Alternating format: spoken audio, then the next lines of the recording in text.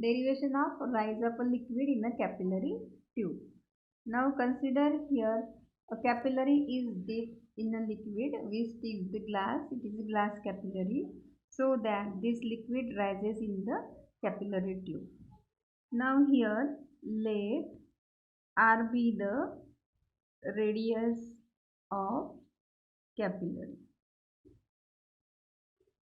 T is surface tension of liquid.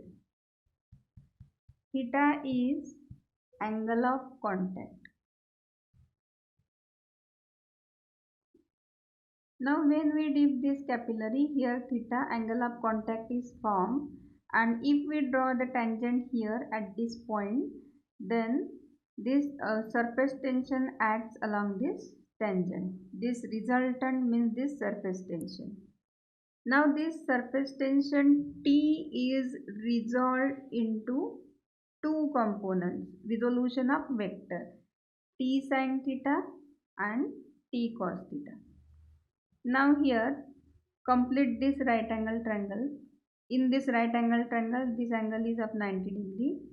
Therefore, this upward side is adjacent to this theta. See, this small triangle is drawn here. This upward side is adjacent to this theta.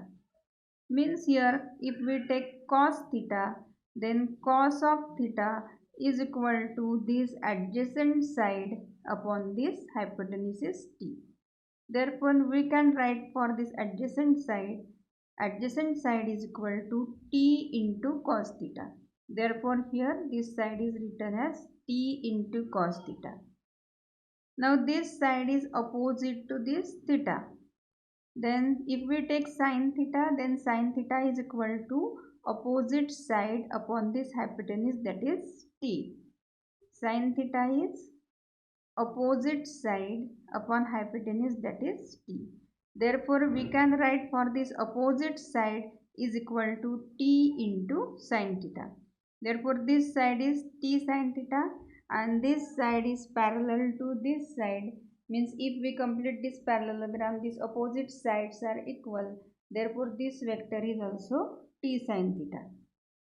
Now here in this liquid in capillary tube, its upper surface is circular. Therefore, on this circular surface, the total upward sides are T cos theta, acting on this circumference 2 pi r. Therefore, this upward force acting on the liquid in this tube is equal to upward force. It is equal to T cos theta into circumference, that is 2 pi r of this capillary tube. Now if we consider this horizontal component T sin theta on this circumference, this T sin theta and opposite this T sin theta get cancelled. This T sin theta and this T sin theta vector is in opposite direction, magnitude is same, means it get cancelled, means all these T sin theta vectors get cancelled, means only upward component is T cos theta acting on the circumference 2 pi r. Therefore, upward force is equal to T cos theta into 2 pi r. Now here h is the height of the liquid in the capillary tube, means this liquid rises up to the height h, and therefore total downward force acting by the liquid in this capillary tube, that is equal to weight of the liquid, that is W is equal to mg, mass of this liquid into acceleration due to gravity.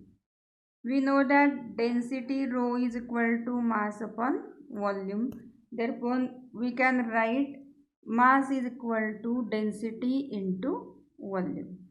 Now, rho is the density of the liquid. Therefore, we can write here for mass is equal to density into volume into G. Now, here consider the volume of a cylinder. Volume of a cylinder is V is equal to pi r square. H. Therefore, we can put for volume total downward force is equal to rho into pi r square h g. It is total downward force. Now, when we dip the capillary in a liquid rises in the capillary. But when total upward force is balanced by total downward force, the liquid is at equilibrium and it stops rising in the capillary tube. Means these two forces get balanced. Upward force, it is equal to downward force. Then liquid in capillary is in equilibrium. Therefore, we can write T cos theta 2 pi r, which is upward force, and downward force is rho pi r square h g. Therefore, we can write pi get cancelled, 1 r get cancelled, 2 into T cos theta is equal to rho r h g.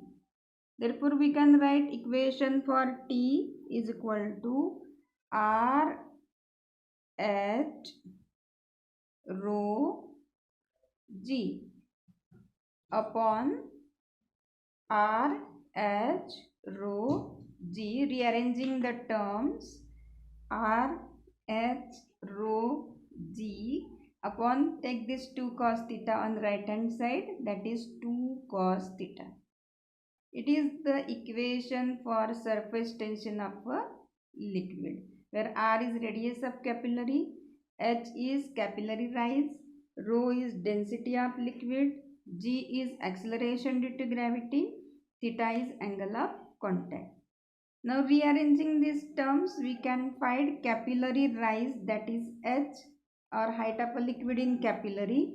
H is equal to, take this 2 cos theta on left side, 2t cos theta upon remaining r rho g. Take this on another side, rho r rho g.